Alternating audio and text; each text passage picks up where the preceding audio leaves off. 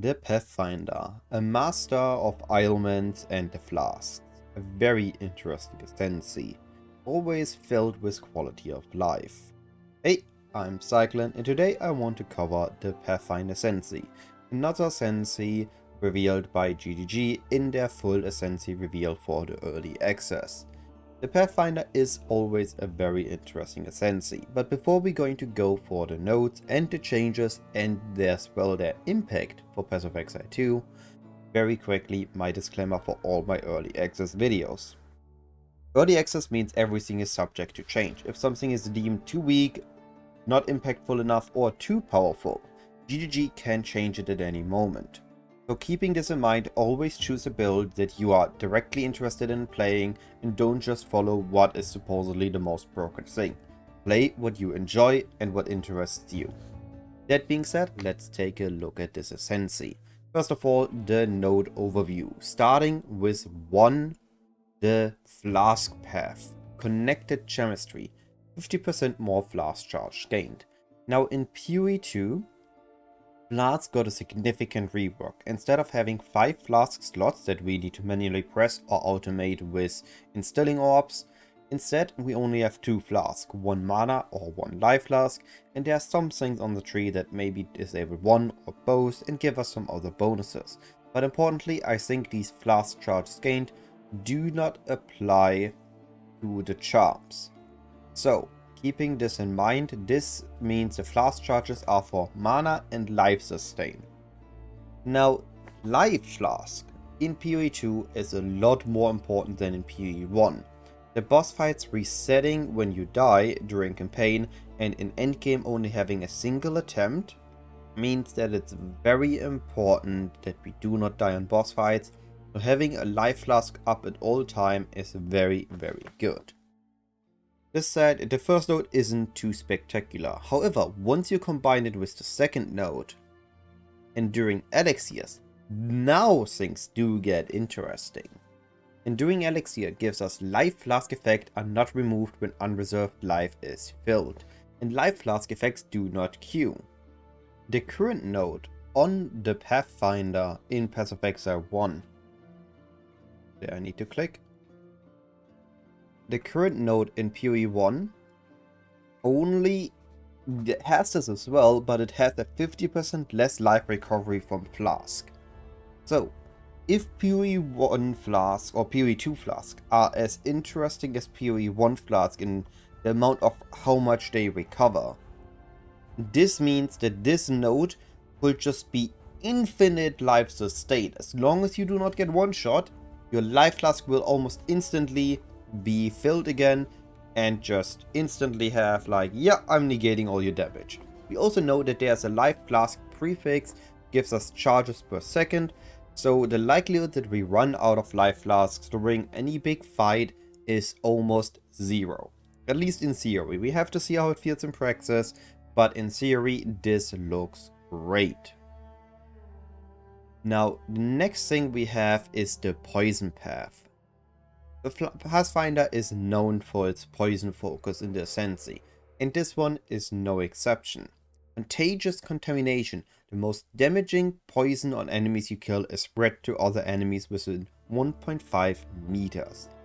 Now, in Path of Exile 1 we can apply an infinite amount of poisons, and the Ascendancy node from the Pathfinder spreads all of them. In PoE2 it is a bit different. In PoE2 you can still apply all the poisons, but only the most potent one is taking effect. So if there are 5 poisons on the enemy, and we have a very powerful poison that let's say deals 1000 damage a second, that one is taking effect. Now the moment this one ends, if there is another poison on the boss or on the enemy that is still in effect, it immediately takes over. It means that we do not have to time one poison ending with the next one starting. We can apply 2 poisons on the enemy, just that the most potent one is applying their effects. This is honestly a really great change. For example, Viper Strike of the Mamba needs to be perfectly timed because it can only be 1 poison on the boss. With these changes, we could just keep hitting the boss every few seconds. We don't need to be on the dot exactly to not have any DPS downtime. We have a time window where we can apply a new one So the moment the first one is out, the second one is still there and already applying. And then when the enemy dies, the most potent one jumps over. So this means that poison overall is just going to be really handy in PoE2, and the most potent poison being spreading means it doesn't just spread to one enemy. If one enemy dies, it spreads to all around it. If one enemy there dies, it spreads to the other that are still there. Meaning if we have multiple poisons on enemies with like the next node, so this one was the first one, with the next node here, overwhelming toxicity, double the number of poisons you can inflict on enemies, with the downside of having less poison duration, means that one enemy dies, the poison spreads to the enemies around him.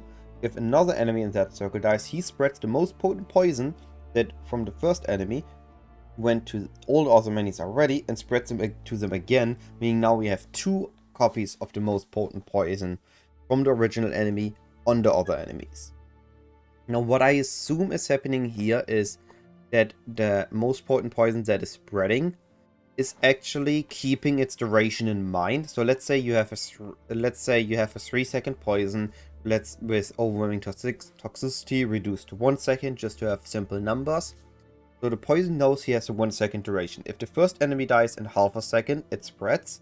The second enemy dies, let's say, in 0.3 seconds, meaning you have 0.2 seconds left on that poison that then spreads to the last enemies in this area. And then those have 2 of that poison on them.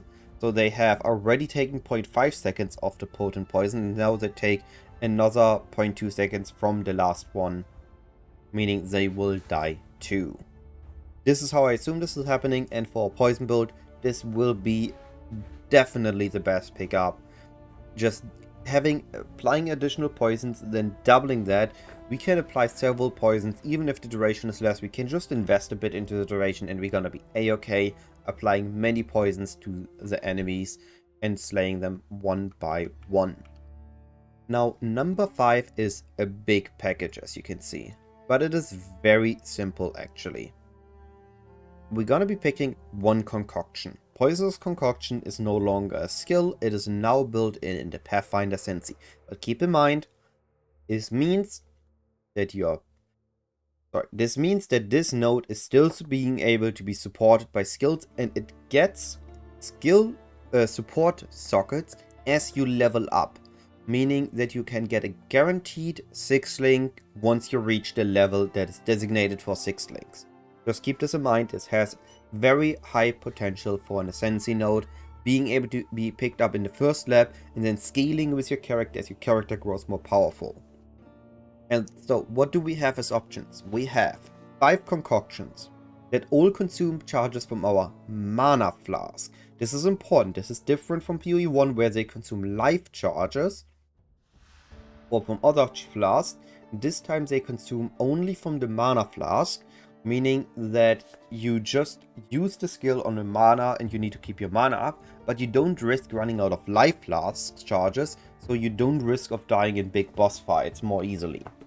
Now, the poison one will deal chaos damage, and it will apply poison that has a more potent effect. Now, what's important to me do is that by the looks of it, you don't have to be unarmed. They will just act as if you don't hold a weapon, but you can still hold, let's say, a bow and use poison arrows. Or you can still maybe use a dagger and apply poison with a fist weapon once we get those. I don't know, this will be a question.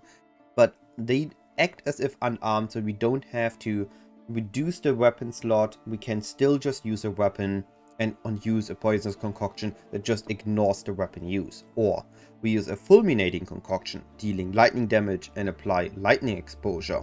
So the poison concoction can be used as a main skill, while the lightning, the fulminating, the shattering and the explosive concoction, all dealing their respective elemental damage and applying elemental exposure, can be used as a utility skill to guarantee exposure on the enemies.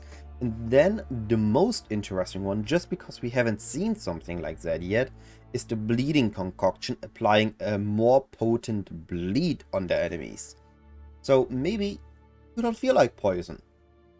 You could just go for bleeding concoction and be a bleed Pathfinder, which I find very interesting, and it's definitely something to keep the eyes on as a new interesting build to play.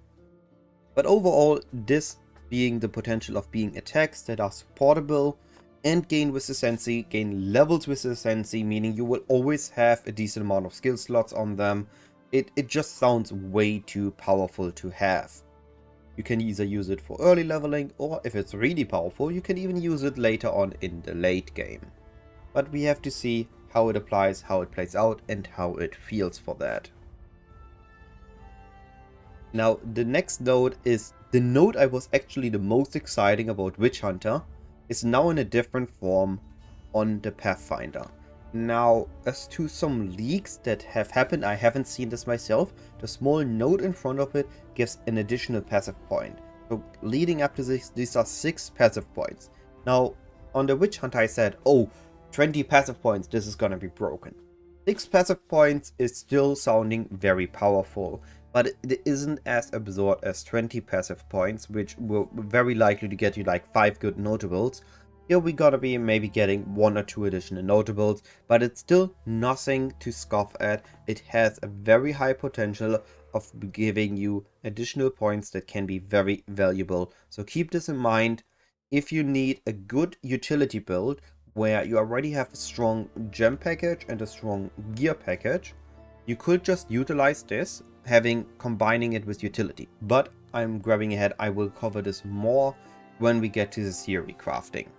Just Traveler's Wisdom giving you passive points can be very, very powerful.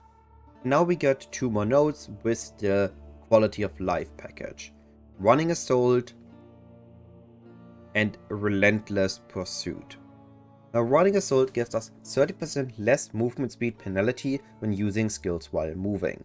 Now, I actually don't know the exact number of the movement speed penalty. I think it was like 75%, so 30% less makes it only a 50% movement speed penalty.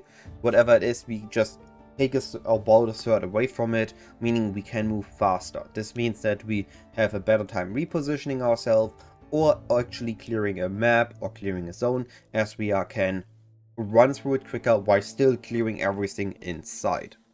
And then Relentless Pursuit means your speed is unaffected by slows. Now, this is heavily dependent on what is considered a slow in PoE2. Everything that affects your movement speed is their action speeds that can be affected, what slows will apply and what slows won't apply. If this covers all slows and basically just says your movement speed cannot be reduced below base value, this is gonna be great if that is an important thing for some build. Maybe Cyclon. Being able to just constantly spin is gonna be feeling great and we don't get slowed once that skill gets introduced. It's something I have my eyes on. But otherwise, this is just a big quality of life package, allowing you to be a little bit faster when mapping or playing in general. Now, as for the potential builds, well, we have the most obvious one. We have the Poison Path. Being a poison build, taking up poison spread, and more doubling our amounts of poisons. This just sounds like a no-brainer. But what do we take with that? What do we want? Well, we have 2 options. If the Flask thing is as broken as it sounds, because in PoE1 already, this gives you like 1 or 2k regen a second, and having not the effective that it halves, depending on how powerful the Flasks are in PoE2, this could just literally mean that every time you get hit, and it doesn't one-shot you, your life is instantly to the maximum again.